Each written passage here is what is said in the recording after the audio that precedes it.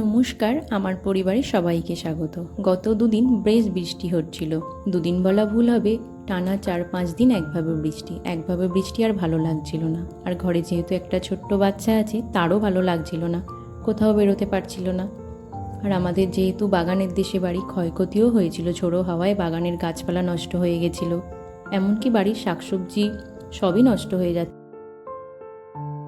একটানা বৃষ্টিতে চারিদিক জল থই থই করছে, এছাড়া ঘর দৌড়ে ভিজে একটা স্যাঁতস্যাঁতে ভাব, আর একদমই ভালো লাগছিল না। হঠাৎই বিকেলে দেখলাম বৃষ্টিটা থেমে গেছে, কিন্তু এই তার সাথে ঝোড়ো হাওয়া এবং মেঘের মুখ একেবারেই কালো।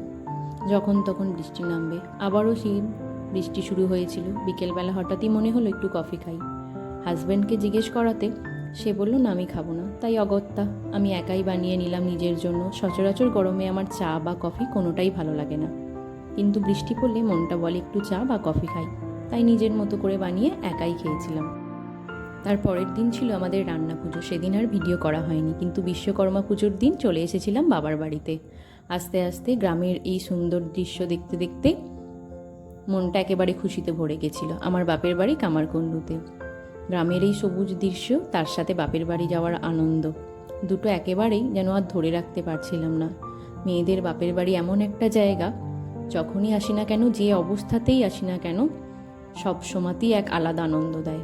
দেখছেন গ্রামের সৌন্দর্য কত সুন্দর। গ্রামের এই খাল বিল, খোলা আকাশের নিচে সবুজে ঘেরা মাঠ, গাছপালা, সবটাই যেন এক অপরূপ। কোনো কিছুর সাথেই যার তুলনা হয় না। গ্রামের এই আমাদের মাঠে অনেক খেলা হয়, বাচ্চারা বড়রা, এমনকি সকালবেলা অনেক মানুষ মর্নিং ওয়াক করে, ব্যায়াম করে। এখানে আবার দুর্গাপুজোও হয়, প্যান্ডেলও শুরু হয়ে গেছে। আর এই দুপাশের মাঠের মাঝখান দিয়ে আমাদেরই পিচ দেওয়া রাস্তা, দারুণ সুন্দর লাগছিল। চলেই এসেছিলাম গল্প করতে করতে। আমার গ্রামের এই মন্দিরের কাছে আসে মানেই আমার বাপের বাড়ি চলে আসা। বলতে বলতেই বাড়ি এসে দেখলাম সেই সবে লক্ষ্মী পুজো হয়েছে। তখনও ধূপ এবং প্রদীপের আলো জ্বলছে। মনটা শান্ত হয়ে গেল বাড়ির পুজো দেখে। তারপর বিকেলবেলা খাওয়া দাওয়া করে চলে গেছিলাম কাশফুল দেখতে। আমাদের গ্রামের শেষে এই মাঠ পার হলেই প্রচুর কাশফুল। এই শরতের সময় এলে দারুণ সুন্দর লাগে। আকাশের এই পেঁজা তুলোর মেঘ বলে দিচ্ছিল মা আসতে আর বেশি দিন দেরি নেই। এই মাঠের পাশের বাড়িগুলো দেখলে মনে হয় এরা যখনই তাকায় চারিদিক শুধু সবুজ আর সবুজ, তার সাথে স্নান্ত স্নিগ্ধ একটা হাওয়া। যেহেতু সেদিন বিশ্বকর্মা পুজো ছিল, আকাশে ঘুড়িও উড়ছিল অনেক। বলতে বলতেই আমরা চলে গেছিলাম কাশফুলের একেবারে কাছে। আর দেখছেন মেঘের আড়াল থেকে সূর্য কেমন বলছে, আমিও তোমাদের সাথে আছি। তখন সূর্য একেবারে ডোবার সময়। চারিদিক কাশফুলগুলো দেখে মনে হচ্ছিল কেউ যেন তুলোর বন্যা বইয়ে দিয়ে গেছে।